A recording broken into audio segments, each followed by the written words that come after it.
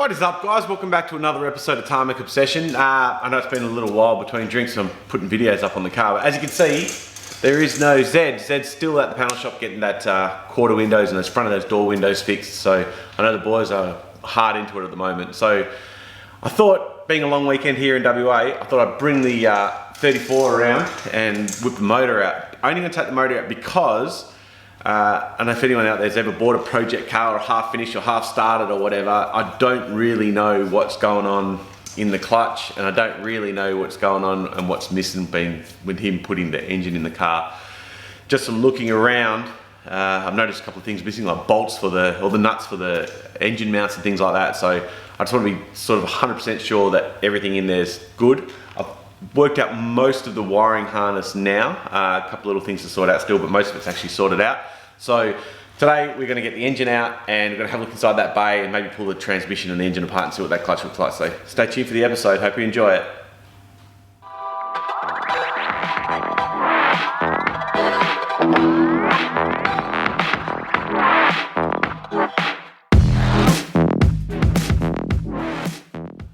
So like I said, you can sort of see, like, this is the first sort of warning signs for me with things like that. So that's, you can see the stud there for the engine mount focuses nicely.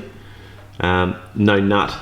So there's that. All the power steering stuff's sort of just in and hanging, and yeah, it's all over the place. I bought a GK Tech ABS delete kit, which I'll install when this is out. But I just want to go through and check everything, make sure it's all good, make sure that the clutch is in properly, everything's tight properly, and just yeah, doubly sure.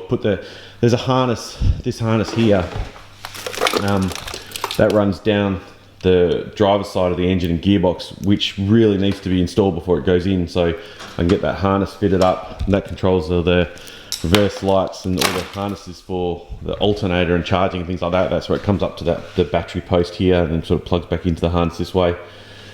The 34s have the female connector in this corner, and the 33 harness has a female connector that comes into that, so I've got to work out what that triggers and then plug that in the right way and sort of work all that out. So there's a few little jobs to do, but I think we'll be okay doing them. I guess I'll put on some time lapses and I'll start getting this engine out.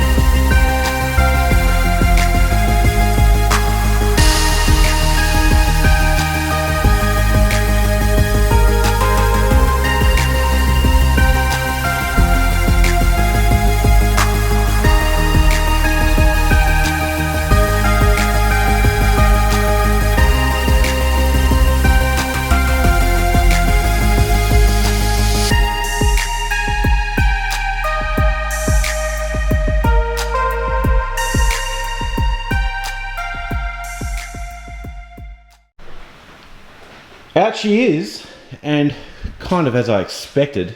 It's all the little things you can't see from the top. So straight off the bat, bolts missing, bolts missing, bolts missing. This looks like it's got the wrong backing plate on because there's a bolt supposed to be in there and no pay for the bolt. Same on this side. on a positive note, it is the correct gearbox, which is awesome. So I was worried it might have been a RB20 gearbox because it's a bit of a bits of this thing. But there's all sorts of crazy stuff in here. Like that's the water feed line there, hard up against the exhaust, and then some crazy adaptation piece here, and straight into some rubber hose. And you know, like seriously, it's not that hard to get that right. Right, I'm just going to get it on these tyres now and then have a good look around, whip that box off it, and we'll have a look inside the clutch. But not bad, can be fixed.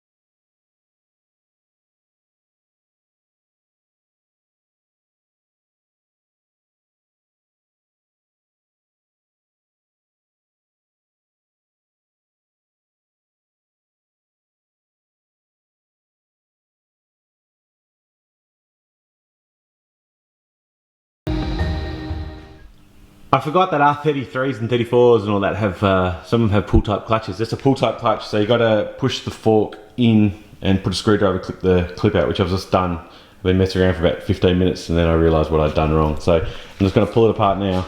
But that's what I did. Remember, you got to put the screwdriver between the plate. Google it, you'll find out how to do it. It's pretty easy.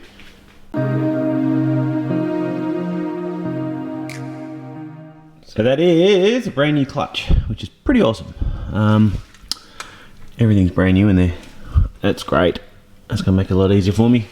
I'm gonna pull it all off and get the correct backing plate because I think that's an auto one. I'll double check online and have a look at the photos, but I think that's an auto one. I'll pull all that off, have a look in there, make sure all the bolts are the correct tension, make sure the flywheel bolts are done up correctly, and then you put it all back together.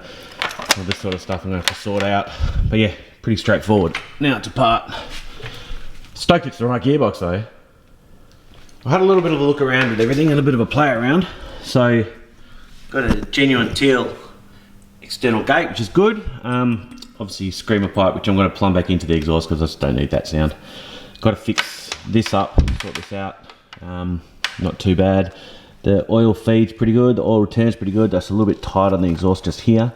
So I'll actually get a longer pipe here and just pull it back a bit. Just so it's got a bit more of a curve as it comes in, so that'll stop that touching. But other than that, it's not too bad. I'll whip everything off the top. I'll get all new seals. I'll take the manifold off and get that down. Not sure if I'll polish it or if I'll get it done all black, do everything powder coated black. Maybe it might look pretty good. Do the front cover of the exhaust and of the turbo and everything. So I also noticed like the gear, it's got an adjustable gear on this side, but no adjustable gear on this side, so I'll put that adjustable gear in. Also love when you see screws missing of things like, you know, cam gears. That's fantastic. I'll bung on a new water pump, seals on the front. I'll do everything while it's off. Just grab an engine stand and chuck it up on an engine stand, do everything while it's off. Just so I know it's perfect when it goes back in the car. Couple of little wins today, which is good. I worked out where the power steering cooler pipe runs to, so it sort of loops up under here, so it was just sort of jammed up in the engine bay. The wiring harness for that side, which is on the side of the motor, everything's good. The only thing it doesn't have is the plugs are different from the gearbox for the reverse lights to this plug. This is the reverse light plug, so I'll work out that wiring and fix that up. I was concerned before, you might have noticed that this plug in this corner here, so everything in there, so this one whole plug, the whole thing is basically ABS, so I don't have to worry about that. So I can just get rid of that one. The other one here plugs in and it comes into the old harness, so it feeds into that one there, which is part of the body control stuff. So this will just be for lights or switches or something, so I don't have to worry about that one because I've got the GK Tech ABS delete, and I have to worry about getting this one into this harness, so it'll plug in up here somewhere, so it'll plug in there to make sure that's all the same feed, so I can get the signal that I need. But everything else should be pretty straightforward. There's going to have to be some changes of some pins in that plug there into the R34 one, but it should be okay. I'll work it out what it needs to be done. I'm quite happy with today. Happy the motor's out, happy it's got a new clutch in, happy it's, yeah, good. I'm stoked. The project's going to be good. A lot of work, but going to be worthwhile in the end. Well, that is going to be a wrap for today's video, guys. I'm happy with what I've done so far. I'm happy the motor's out and just sort of sitting over there waiting. Get that clutch off, get it up on an engine stand, fix all those bits up. Yeah, get it in properly, make sure everything's correct when it goes in the car. Wiring's good, happy with that. Stoked that it was just ABS that I was worried about, so now that's all gone. That GK Tech stuff will sort all that ABS problems out. Hope you are enjoying the videos. There will be some more Z content when the car comes back from the panel shop. So the boys at the trim shop are coming up here actually, and they're going to do the A-pillar trims, the trim across under where the visors go, and the roof lining and everything. That means I can get the windscreen in, I get the rear glass in, all the glass will be in the car. Then we can just start powering through the interior and get the motor in as well, which I'm looking forward to. Still over there on the engine stand. That's going to be good when that goes in. That looks real trick. Hope you're enjoying the video so far. I know that I don't do a lot of me driving the cars or using the cars. I tend to, well, yeah, 95% of my joy of cars is working on them and getting my hands dirty and being solution based with what I'm trying to do. So I know there's not a lot of driving content, but yeah, hope you like the fixing content. Hit the subscribe, hit the like button, hit the bell icon. I'll put my Instagram up here on the screen. So I do post a ton of pictures of cars that I find on Instagram and photos of stuff that I'm doing on cars at that particular point. So hope you enjoyed it. Stay tuned, guys, and thank you so much for watching, and we'll see you probably in a week or so. Cheers.